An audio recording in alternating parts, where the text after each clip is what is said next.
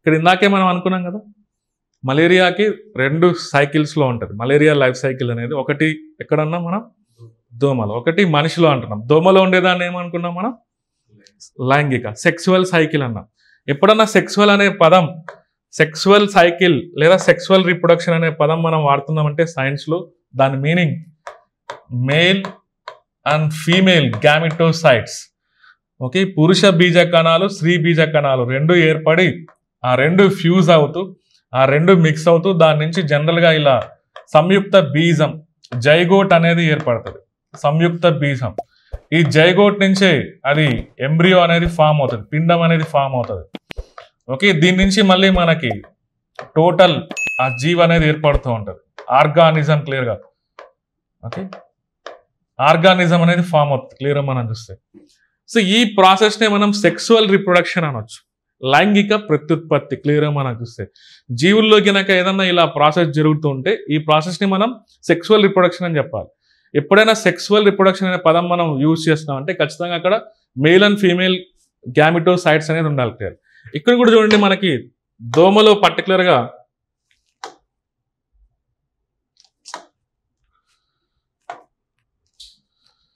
So ఇటు పక్క ఉందంతా మనిషిలో జరిగేటువంటి సైకిల్ అంటున్నాం, ఇటు పక్క అంతా దోమలో జరిగేటువంటి సైకిల్ అంటున్నాం.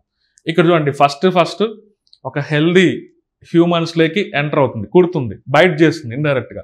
అక్కడ నుంచి దోమలో ఉన్నటువంటి స్టేజెస్ని మనం ఇనీషియల్గా ఏమనొచ్చు అంటే స్పోరోజాయిడ్స్ ఇలా మనం అనుకోవచ్చు. సో మనుషులకి ఈ అంటువ్యాధి అనేది రావడానికి ప్రధానమైనటువంటి ఇన్ఫెక్టివ్ స్టేజ్ దశ ఏదంటే స్పోరోజాయిడ్ దశ అని మనం చెప్పుకోవచ్చు. ఇక్కడ ఉంది ఆ పదం స్పోరోజాయిడ్స్ అనొచ్చు క్లియర్గా.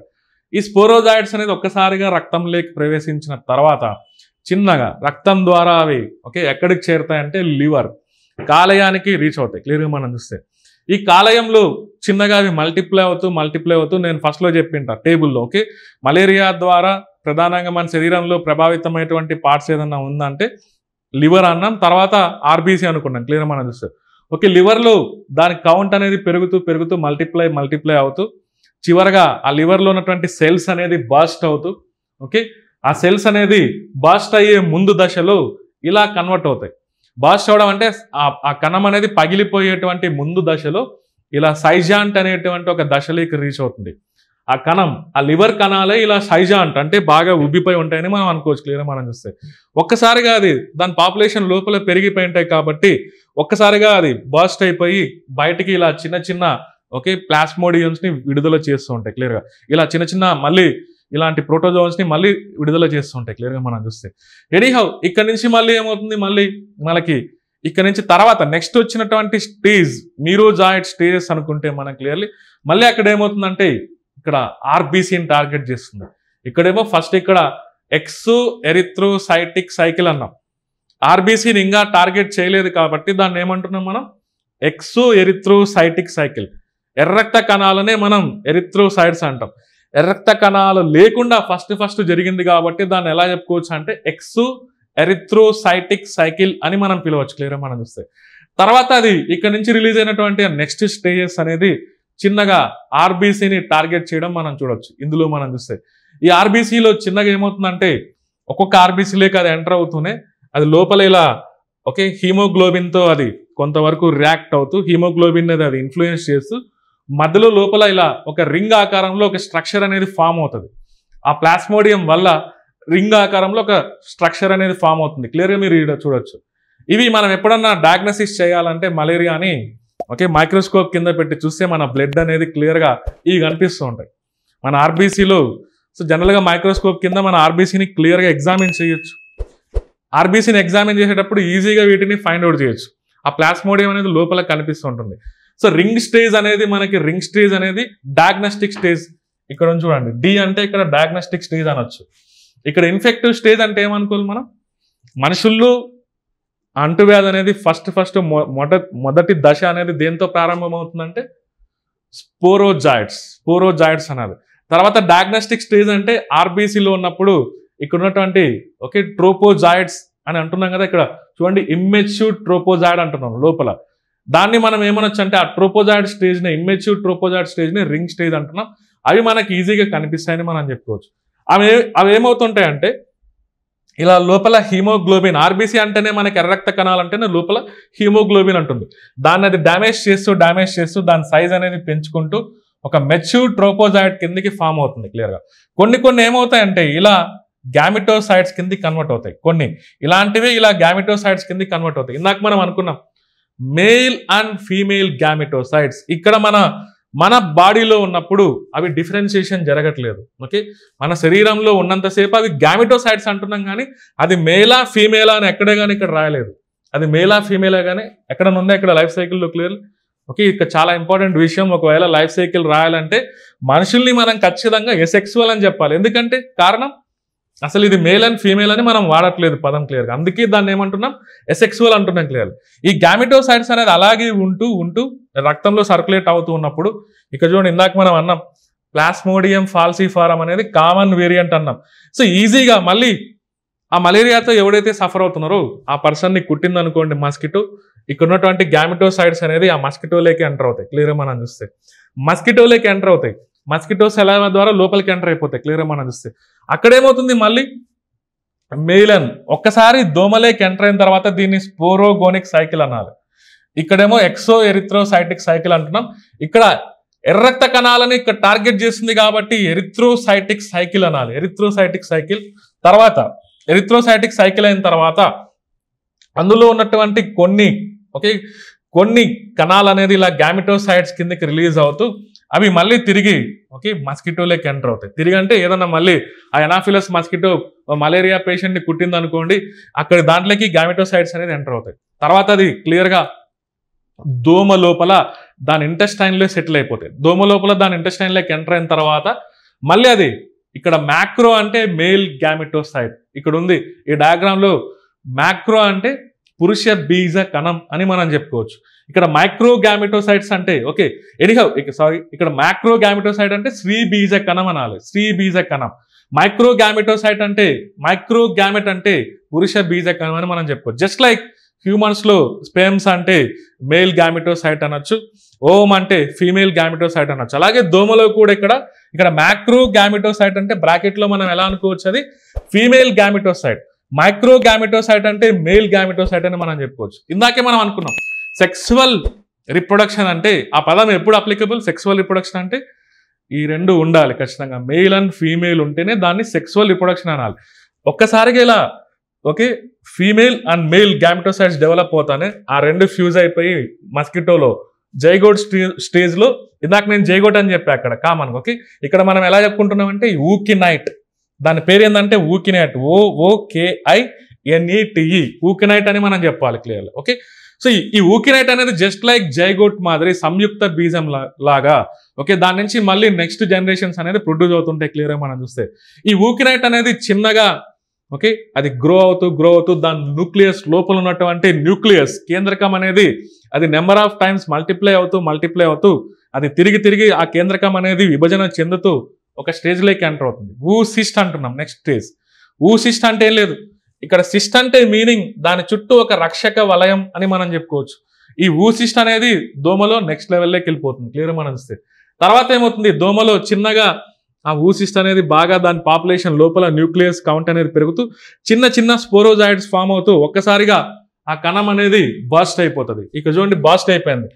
ఒక్కసారిగా ఈ ఊసిస్ట్ అనేది మస్కిటోలో కొద్ది రోజుల తర్వాత అది పగిలిపోవడం జరుగుతుంది. తర్వాత అక్కడి నుంచి ఇక్కడ ఏమవుతుంది, స్పోరోజాయిడ్స్. ఆ స్పోరోజాయిడ్స్ ఇందాకే అన్నాం మనుషుల్లోకి ప్రవేశించేటప్పుడు ఆ పారాసైట్ ఆ పరాన్నజీవి అనేది స్పోరోజాయిడ్ దశలో ఉంటుందని.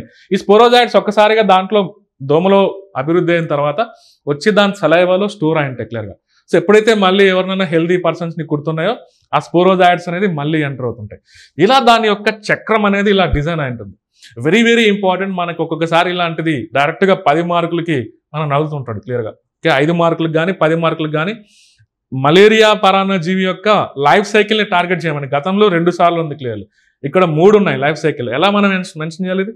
ఫస్ట్ ఎలా అనుకోవాలి, లైఫ్ సైకిల్ అంటే ఇది డైజెనెటిక్. నో ప్రాబ్లం, ఇంగ్లీష్లో రాయండి, తెలుగులో ఉండదు. బుక్లో తెలుగులో దీనిలోకి ఉండవు క్లియర్గా. ఇంగ్లీష్లోనే రాయండి, నో ప్రాబ్లం. తెలుగులోనే ఇంగ్లీష్ పదాలని తెలుగులోనే రాయండి. ఇక్కడ ఊకినైట్ అని ఉంది కదా, అలా ఊకినైట్ అని రాయండి, తప్పులేదు క్లియర్. ఇంగ్లీష్లో రాసినా తప్పు లేదు. మీ తెలుగు అకాడమీ బుక్ ఈ మధ్య మీరు చూస్తే ఇవన్నీ ఇంగ్లీష్లోనే ఉంటాయి. దాన్ని ట్రూ ట్రాన్స్లేషన్ చేయాలని ట్రై చేయకూడదు క్లియర్లీ. ఎప్పుడు కానీ ఇలాంటి పదాలని ట్రూ ట్రాన్స్లేషన్ చేయడానికి ప్రయత్నించవద్దు క్లియర్లీ. ఓకే, ఈ ఊకినెట్ అంటే ఊకినెట్ అనే రాయాలి క్లియర్గా మనం. ఓకే, నెక్స్ట్ చూడండి, ఇక్కడ ఎలా చెప్పుకోవచ్చు మనం లైఫ్ సైకిల్ అంటే 2 రకాలు ఉంటుంది. లైఫ్ సైకిల్ని రెండు స్టేజెస్లో మనం చూడొచ్చు అంటున్నాం. అందుకే దాన్ని డైజెనెటిక్ పారాసైట్ అంటున్నాం, డైజెనెటిక్ పరాన్నజీవి అంటున్నాం క్లియర్లీ. ఒక లైఫ్ సైకిల్ ఎక్కడుంది? మస్కిటోలో. ఇంకొక లైఫ్ సైకిల్ మనుషుల్లో ఉంది. మస్కిటోలో ఉన్నటువంటి ఆ జీవిత చక్రాన్ని ఎలా చెప్పాలి మనం? సెక్సువల్, లైంగిక చక్రం. ఇక్కడ సెక్సువల్ అంటే ఆ పదానికి మీనింగ్ ఉంది కాబట్టి లైంగిక చక్రం అని మనం రాయొచ్చు క్లియర్గా మనం చూస్తే. అదే మనుషుల్లో అయితే ఎసెక్సువల్ సైకిల్ అనాలి. ఒక్కొక్కసారి ఎగ్జామ్లో ఓన్లీ ఎసెక్సువల్ సైకిల్ గురించి మనం ఎక్స్ప్లెయిన్ చేయమంటాడు, ఓన్లీ ఎసెక్సువల్ సైకిల్ గురించి. అప్పుడు ఏం రాయాలి మనం ఆన్సర్? ఎసెక్సువల్ సైకిల్ గురించి ఎక్స్ప్లెయిన్ చేయమంటే ఏం రాయాలి మనం? ఓన్లీ దీనిపైనే కాన్సన్ట్రేషన్ చేయాలి, ఇది మనం మెన్షన్ చేయకూడదు. ఒకవేళ సెక్సువల్ సైకిల్ గురించి రాయమంటే ఓన్లీ దోమలో ఏం జరుగుతుంది అనేది మనం మెన్షన్ చేయాలి క్లియర్ మనం చూస్తే. ఓకే, అక్కడ మనం చూడాలి క్వశ్చన్ మొత్తం. క్వశ్చన్ మనకి 10 మార్కులు, ఓకే 5 మార్కులకు మనకి ఏం అడగడు. అడిగితే ఒకవేళ సెక్సువల్ సైకిల్ పైన, లైంగిక చక్రం పైన లేదా అలైంగిక చక్రం పైన మనల్ని కాన్సన్ట్రేషన్ చేయమని అడుగుతాడు క్లియర్గా. ఓకే, ఇక్కడ చూడండి మనకి ఫస్ట్ ఏమవుతుంది ఇలా. సో మనుషుల్లోకి ఒక సెక్సువల్ సైకిల్ అనేది, ఎసెక్సువల్ సైకిల్ అనేది ఎలా ప్రారంభం అవుతుందంటే ఫస్ట్ స్పోరోజాయిడ్ దశతో ఇది ప్రారంభం అవుతుందని మనం చెప్పుకోవచ్చు. ఈ స్పోరోజాయిడ్ దశ అనేది మన రక్తంలోకి ప్రవేశించిన తర్వాత మొట్టమొదటగా ఓకే అది మన కాలేయంలో ఉన్నటువంటి కణాలను టార్గెట్ చేయడం మనం చూడొచ్చు. సో ఫస్ట్ కాలేయాన్ని అది ప్రభావితం చేస్తుంది కాబట్టి ఇంకా రక్తంలోకి ఆర్బీసీలే ఎర్ర రక్త కణాలలోకి ఇంకా ప్రవేశించలేదు కాబట్టి దాన్ని ఎక్సో ఎరిథ్రోసైటిక్ సైకిల్ అని చెప్పాలి. ఓకే, ఇక్కడ చూడండి మనకి క్లియర్గా ఇక్కడ సైజాంట్ అనేటువంటి పేరుతో మనం ఇండికేట్ చేస్తున్నాం క్లియర్గా. ఓకే, ఈ లివర్ సెల్ అనేది ఒక్కొక్క సెల్ అనేది అది గ్రో అవుతూ ఉంటే ఆ దశనే మనం సైజాంట్. ఇలా సైజాంట్స్ అనేది పెరుగుతూ బయటికి ఇలా మళ్ళీ next parasite, okay next parasitic stage అనేది రిలీజ్ చేస్తుంది క్లియర్లీ. ఇక్కడ చూడండి అవి ఇలా రిలీజ్ అయిన తర్వాత ఇలా ట్రోపోజాయిడ్ దశలో ఉన్నటువంటి ఆ పారాసైట్స్ రిలీజ్ అయిన తర్వాత మళ్ళీ అక్కడ ఏమవుతుందంటే ఆర్బీసీని ప్రభావితం చేస్తుంది. ఇక్కడేమో ఎక్సో ఎరిథ్రోసైటిక్ సైకిల్ అంటున్నాం, ఇక్కడికి వచ్చేటప్పటికి ఎరిథ్రోసైటిక్ సైకిల్ అంటున్నాం రెండవసారి. ఇది 1వ దశ, ఇది 2వ దశ. తర్వాత ఇది కంప్లీట్ అయిన తర్వాత ఎరిథ్రోసైటిక్ సైకిల్ కంప్లీట్ అయిన తర్వాత మళ్ళీ బీజ కణాలు, గ్యామిటోసైట్స్ అంటే తెలుగులో ఇలా చెప్పుకోవచ్చు మనం, బీజ కణాల కిందికి మార్పు జరుగుతాయి క్లియర్గా. ఓకే, ఈ బీజ కణాలు అనేది మళ్ళీ రక్తంలో సర్క్యులేట్ అవుతున్నప్పుడు ఆ పర్సన్, ఆ మలేరియా రోగిని ఏ దోమ అయితే కొడుతుందో ఏది ఓకే 5th అనేది ఇక్కడ నుంచి స్టార్ట్ అవుతుంది. ఓకే, ఇక్కడ ఎలా ఇచ్చాడంటే ఒకవేళ అవుతే ఆ కణాలు ఇలా కొన్ని కన్వర్ట్ అవుతాయి, ఇలా ఈ విధంగా కన్వర్ట్ అయ్యి ఇలా గ్యామిటోసైట్స్ కిందకి మారిపోతాయి, లేదా ఈ విధంగా కన్వర్ట్ అయిపోయి మళ్ళీ సైజాంట్, ఇక్కడ మనం సైజాంట్ అనేది చూసాం కదా, ఏదో ఒకటి జరుగుతుంది అంతే, 2 జరగవు, ఏదో ఒకటి జరుగుతుంది క్లియర్. ఓకే, ఒకవేళ మూవ్ అవుతే ఇలా సైజాంట్ దశలోకి మూవ్ అవ్వచ్చు, కొన్నిసార్లు ఇలా కూడా ఫామ్ అవుతుంటాయి క్లియర్గా మనం చూస్తే. ఈ సైజాంట్ దశలోకి ఎంటర్ అవుతే ఇందాక మనం చూసాం కదా, ఒక్కసారిగా సెల్ అనేది ఉబ్బిపోయి అది బర్స్ట్ అయిపోయి బయటికి ఇలా రిలీజ్ అవుతూ ఉంటాయి క్లియర్గా ఆ పారాసైట్స్ అనేది. ఇక్కడ చూడండి మనకి ఇక్కడ చిన్న డాట్స్ ఉన్నాయి రెడ్ కలర్లో, మీరు అబ్జర్వ్ చేస్తే లోపల రెడ్ కలర్లో చిన్న డాట్స్ ఉన్నాయి రెడ్ కలర్లో. ఆర్బీసీ అనేది రెడ్ కలర్లో ఉండేదానికి కారణం ఏంటి? లోపల హీమోగ్లోబిన్ ఉండబట్టే కదా క్లియర్గా మనం చూస్తే. ఆ హీమ్ అనేటువంటి ఒక సబ్స్టెన్స్ ఉండబట్టే ఆర్బీసీ అనేది మనం రెడ్ కలర్లో మనం చూస్తున్నాం. ఇక్కడ ఏమవుతుందంటే లోపల ఆర్బీసీలో ఉన్నటువంటి హీమోగ్లోబిన్ ఇది ఎఫెక్ట్ చేస్తుంది. బయటకు వచ్చేటప్పుడు ఇలా ఆ హీమోగ్లోబిన్ అనేది విష పదార్థం కిందకి కన్వర్ట్ అయి ఉంటుంది. ఆ విష పదార్థాన్ని మనం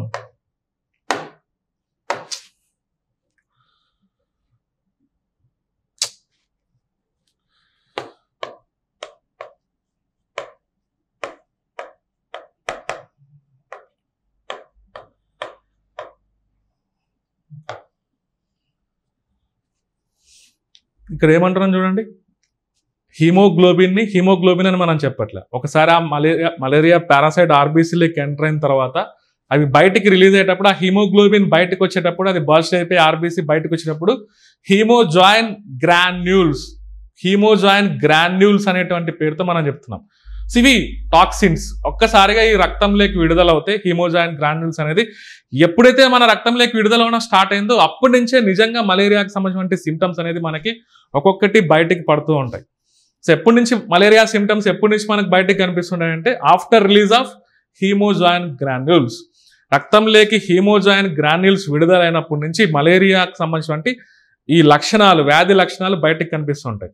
అది లివర్లో ఉన్నంతసేపు బయటకు అర్థం కాదు. ఆర్బీసీని ఎఫెక్ట్ చేస్తున్నంతసేపు బయటకు మనకేం సిమ్టమ్స్ కనపరావు. ఎప్పటి నుంచి కనిపిస్తాయంటే ఎగ్జాక్ట్గా వ్యాధి లక్షణాలు ఈ హీమోజాయిన్ గ్రాన్యూల్స్ ఎప్పుడైతే ఆర్బీసీ నుంచి బయటకు రిలీజ్ అవుతాయో అప్పటి నుంచే వ్యాధి లక్షణాలు అనేది కనిపిస్తూ ఉంటాయి. ఇక్కడ చూడండి, మనకి ప్రత్యేకంగా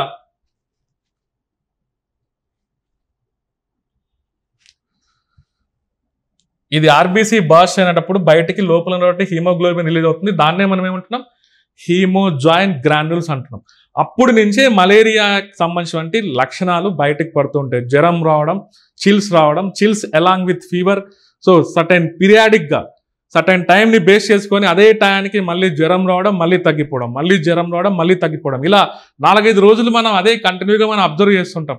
అది ఖచ్చితంగా అది మలేరియాకు ఒక మెయిన్ సిమ్టమ్ అని మనం చెప్పుకోవచ్చు క్లియర్గా మనం చూస్తే. సో ఇక్కడ ఏమైంది, ఇలా ఒకవేళ ఇలా జరగకపోతే ఈ కణాలు అనేది ఏ విధంగా మారిపోతాయంటే గ్యామెటోసైట్స్ కిందకి కూడా మారిపోవచ్చు. ఈ గ్యామెటోసైట్స్ మళ్ళీ బ్లడ్లో సర్క్యులేట్ అవుతున్నప్పుడు మళ్ళీ దోమ వచ్చి కుట్టింది అనుకోండి, ఆ మలేరియాతో ఎవరైతే సఫర్ అవుతున్నారో ఆ దోమ గినక ఆ ఫీమేల్ ఎనాఫిలస్ మస్కిటో, ఆ మస్కిటో గినక అతన్ని కుడితే ఆ గ్యామెటోసైట్స్ అనేది అతని మస్కిటో బాడీలోకి ఎంటర్ అవుతాయి. ఒక్కసారిగా మస్కిటో బాడీలోకి గ్యామెటోసైట్స్ అనేది ఎంటర్ అయిన తర్వాత అదే విధంగా మార్పు జరుగుతాయి. ఇక్కడ మారిపోతున్నాయి కదా ఇక్కడ. ఓకే, ఒకటేమో స్త్రీ బీజ కణం, దాన్నే ఇక్కడ మ్యాక్రోగ్యామెటోసైట్ అంటున్నారు. అంతే, ఇంగ్లీష్లో అయితే మ్యాక్రోగ్యామెటోసైట్ అంటున్నారు. ఇంకొకటి ఏ విధంగా మారిపోతుంది, అది మైక్రోగ్యామెటోసైట్, అంటే పురుష బీజ కణం అని మనం చెప్పుకోవచ్చు. ఎప్పుడైతే స్త్రీ బీజ కణాలు, పురుష బీజ కణాలు రెండు అభివృద్ధి జరిగితే అవి ఆటోమేటికల్గా రెండు కలయిక ద్వారా ఇక్కడ ఏమవుతుందంటే జైగోట్ ఫామ్ అవుతుంది. ఆ జైగోట్నే ఇక్కడ సంయుక్త బీజాన్ని ఇక్కడ మలేరియా విషయంలో ఏమంటున్నామంటే ఊకినైట్ అంటున్నాం. ఊకినైట్ ఆ పదం మనం గమనించాలి. ఒక్కసారిగా ఈ జైగోట్ ఫామ్ అయిన తర్వాత మనం ఇందాక చూసాం, సో ఈ సృష్టిలో ఉన్నటువంటి ఏ జీవి నెక్స్ట్ జనరేషన్స్ ఫామ్ చేయాలంటే ఇది కామన్గా జరుగుతుంది. లైంగిక ప్రత్యుత్పత్తిలో కామన్గా మేల్ అండ్ ఫీమేల్ గ్యామెటోసైట్స్ రెండు ఫ్యూజ్ అయ్యి జైగోట్ అనేది ఫామ్ అయ్యి దాని నుంచి ఎంబ్రియో ఫామ్ అయ్యి దాని నుంచి నెక్స్ట్ జనరేషన్స్ అనేది ఫామ్ అవుతుంది.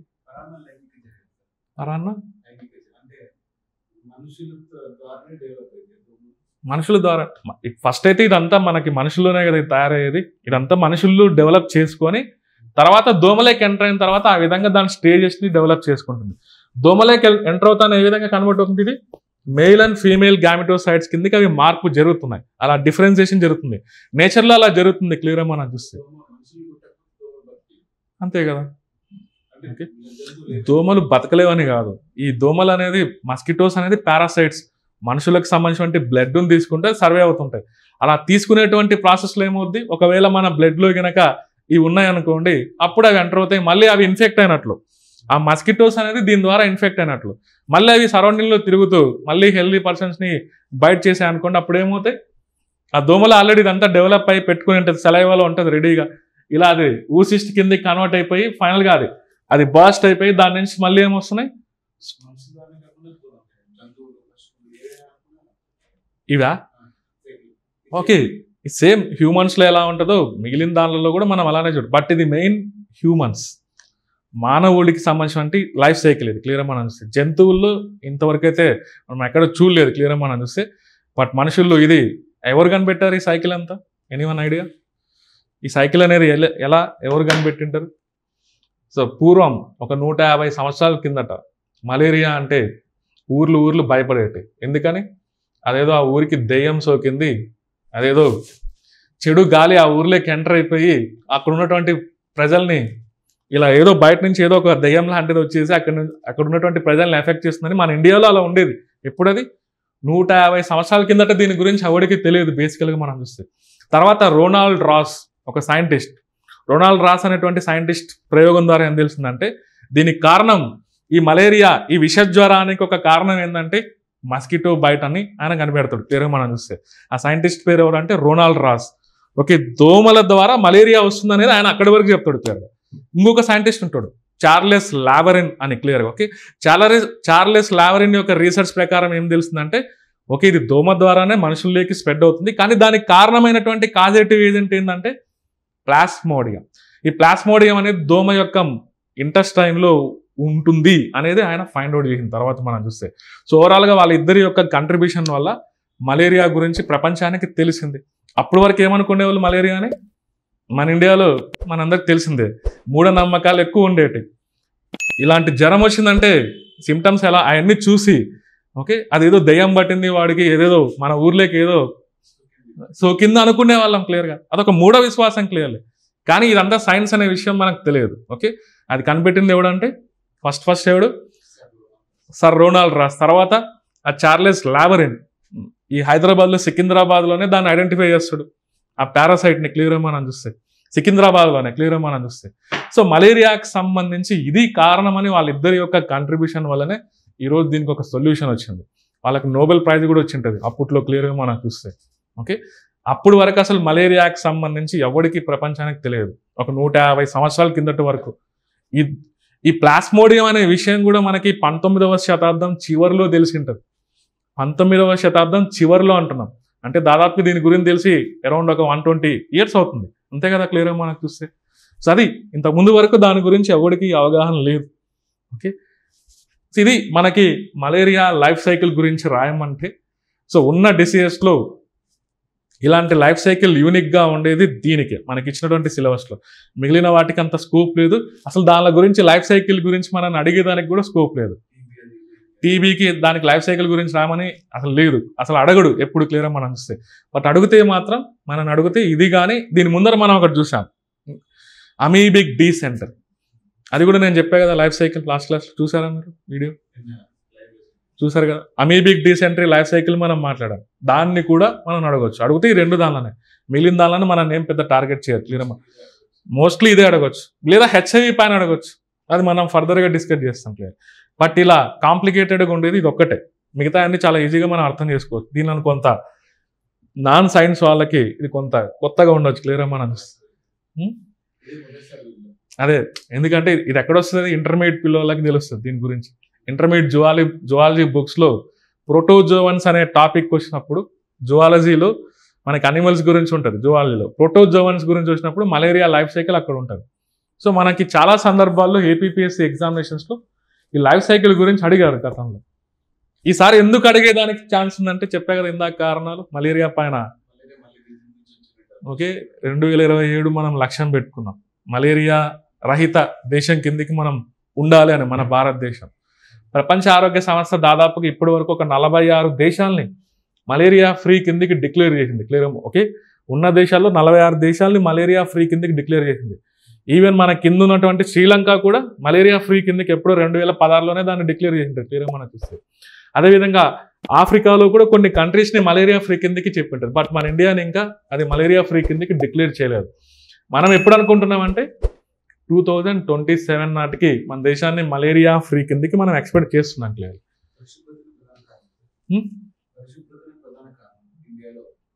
దోమలు, మస్కిటోసే కదా దీనికి కారణం. మన సరౌండింగ్లో మస్కిటోస్ కంట్రోల్ అవుతాయి ఆటోమేటిక్. ఇవన్నీ వెక్టార్ బోర్న్ డిసీజెస్కి ఒకటే సొల్యూషన్, పరిసరాల్లో ఏముండకూడదు, మస్కిటోస్ అనేది కనిపించకూడదు. మస్కిటోస్ లేకుంటే ఆటోమేటికల్గా డెంగ్యూ, మలేరియా, చికెన్ గనియా ఇవన్నీ తగ్గిపోతాయి ఆటోమేటికల్గా. ఫైలేరియాసిస్, జపనీస్ ఎన్సెఫలైటిస్ ఇలాంటివన్నీ వెక్టార్ బోర్న్ డిసీజెస్ అని మనం చెప్పుకోవచ్చు క్లియర్గా మనం చూస్తే. ఓకే, ఎనిహా ఇక్కడ దీన్ని ఏమంటున్నాం మనం, దోమలో జరిగేదాన్ని సైకిల్ పేరు ఓకే లైంగిక్, ఇంకొక పేరు ఉంది ఇక్కడ sporogonic cycle. Sexual cycle, sporogonic cycle. ఇదంతా ఎసెక్సువల్ సైకిల్, అలైంగిక చక్రం మనుషుల్లో జరిగేదా. ఇందులో 2 మనం చూడవచ్చు. ఒకటి ఏమంటున్నాం బయట జరుగుతుంది, రక్త కణాలు కాకుండా ఎక్కడ జరుగుతున్నది, లివర్ కాలేయంలో జరుగుతుంది. ఆ చక్రాన్ని మనం ఏమనొచ్చు, ఎక్సో ఎరిథ్రోసైటిక్ సైకిల్. ఎక్సో అంటే ఇంకా ఎరిథ్రోసైట్స్లోకి ఎంటర్ అవ్వలేదు కాబట్టి దానికి ఆ పేరు అలా వాడింటారు, ఎక్సో ఎరిథ్రోసైటిక్ సైకిల్. తర్వాత ఎర్ర రక్త కణాల్లోకి ఎంటర్ అయిన తర్వాత దాన్ని ఏమనొచ్చు మనం, ఎరిథ్రోసైటిక్ సైకిల్.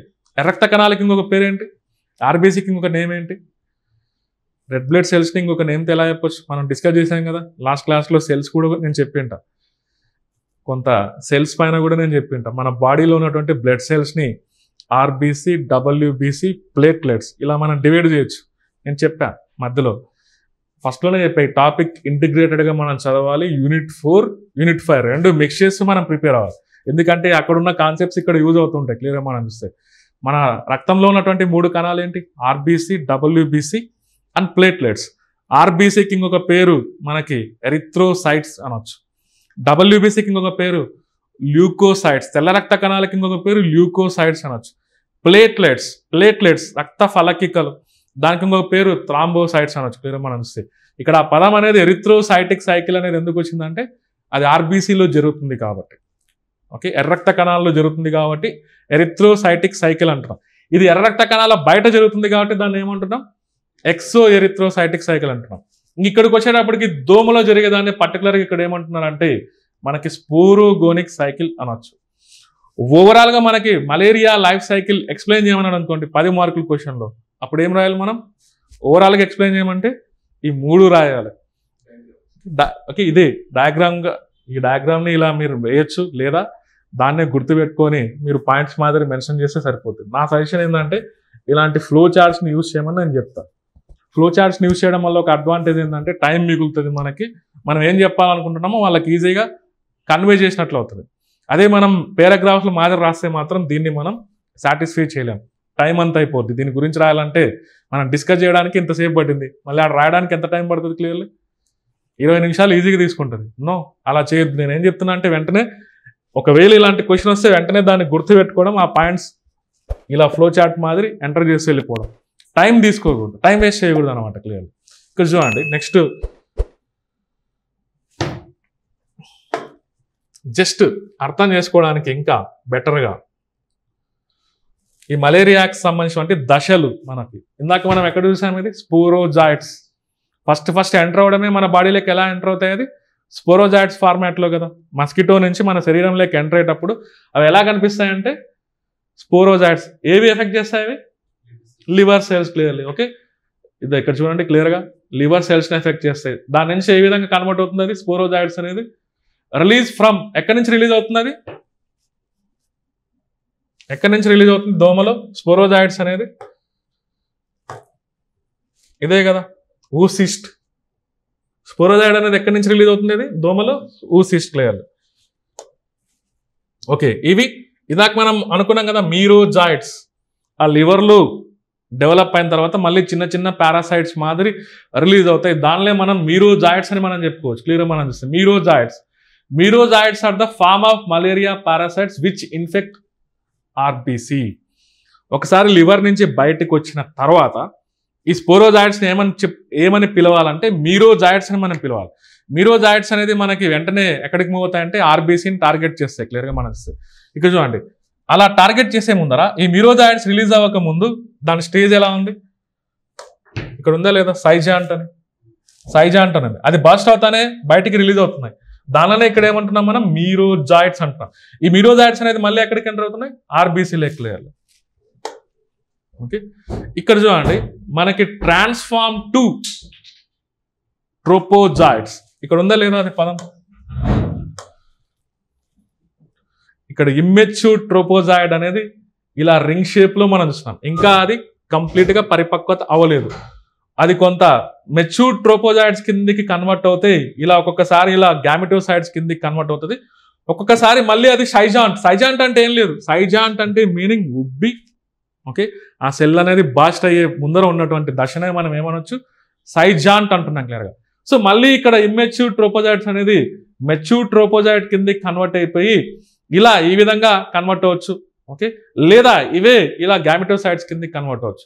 ఇలా బస్ట్ అయ్యే ముందర సైజాంట్ అనే దశ కనిపిస్తుంది. మళ్ళీ ఇది రప్చర్ అయిపోయి మళ్ళీ దాని నుంచి నెక్స్ట్ స్టేజెస్ అనేది రిలీజ్ అవుతుంటాయి. క్లియర్గా మనకు చూస్తుంది. ఓకే, ఇక్కడ చూడండి. ఓకే, ట్రాన్స్ఫార్మ్ టు మీరోజాయిడ్స్ అనేది ట్రోపోజాయిడ్స్, ఇదేమో స్పోరోజాయిడ్స్ అనేది సైజాంట్స్ కిందికి ట్రాన్స్ఫార్మ్ అవుతాయి అంటున్నాం. Clear onset of clinical malaria అంటున్నాం. ఓకే, అంటే ఏంటి meaning? Onset of clinical malaria అంటే నేను ఇందాక చెప్పా కదా, సిమ్టమ్స్ ఎప్పటి నుంచి కనిపిస్తాయి మనకి? ఓకే, హీమోగ్లోబిన్ అనేది మార్పు జరిగి ఉండాలి. ఏ విధంగా మార్పు జరిగి ఉండాలి? అది హీమోజాయిన్ ఒక పదం చెప్పే కదా నేను, హీమోజాయిన్ గ్రాన్యూల్స్ అంటున్నాం.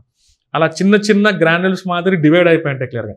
అప్పటి నుంచి ఆ సైజాంట్ అనేది బర్స్ట్ అయిపోయి బయటికి, ఓకే, ఆ సైజాంట్ అనేది బర్స్ట్ అయిపోయి ఆర్బీసీ నుంచి బయటికి నెక్స్ట్ లెవెల్స్ అనేది వచ్చేటప్పుడు బయటికి హీమోగ్లోబిన్ అనేది చిన్న చిన్నగా రిలీజ్ అవుతుంది అన్నాం. వాటినే హీమోజాయిన్ గ్రాన్యూల్స్. ఒక్కసారిగా మన బ్లడ్ లేక హీమోజాయిన్ గ్రాన్యూల్స్ రిలీజ్ అవుతే మనకి ఇంకా ఆటోమేటికల్గా ఫీవర్ రావడం అనేది స్టార్ట్ అవుతుంది. క్లియర్గా మనం చూస్తే ఇక్కడ మనకు అదే ఉంది క్లియర్లీ. ఓకే, ఎనీహౌ మీరోజాయిడ్స్ అనేది మనకి with in the human host, అంతేనా? మనం దోమలో చూస్తున్నామా? లేదు కదా, విత్ ఇన్ ద హ్యూమన్ హోస్టా కాదా? బట్ స్పోరోజాయిడ్స్ అనేది ఎక్కడ చూస్తున్నాం మనం? దోమలో చూస్తున్నాం. క్లియర్. ఇలా కొంత దాన్ని బెటర్ వేలో అర్థం చేసుకోవడానికి మీరోజాయిడ్స్, స్పోరోజాయిడ్స్ అంటే ఈ కంపారిటివ్ స్టడీ అనేది మనకి హెల్ప్ అవుతుంది. క్లియర్గా మనం చూస్తే